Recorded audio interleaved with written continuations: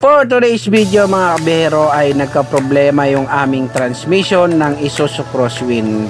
So ayan mga kabihero, ang una naming ginawa ay tinanggal muna namin yung cambio. Time lapse natin mga kabihero para mabilis ang ating trabaho. Ayan mga kabihero, ang sunod naman natin gagawin ay tinanggal namin ang propeller at iba pang mga dapat tanggalin sa pangilalim na nakaharang sa transmission.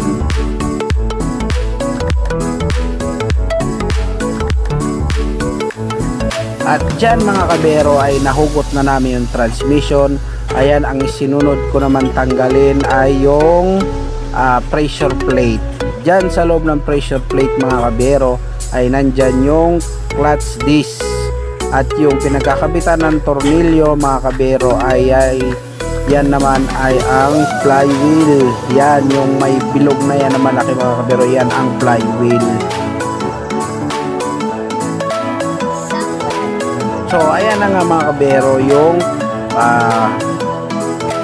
clutch disc at saka yung pressure plate. Yung clutch disc at saka pressure plate mga kabero, yan yung ating papalitan dahil yan yung naging problema niya. Ayan mga kabiyero, nagkahiwa-hiwala yung clutch disc mga kabiyero.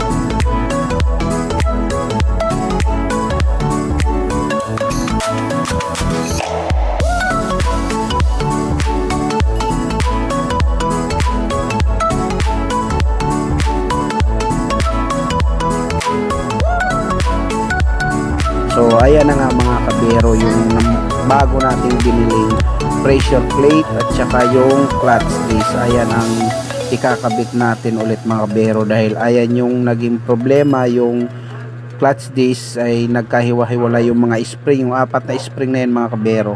At ayan na nga mga kabiyero, ikinabit na namin yung pressure plate at saka yung clutch disc. Ayan, dalawa po kami nagkakabit niyan mga kabiyero.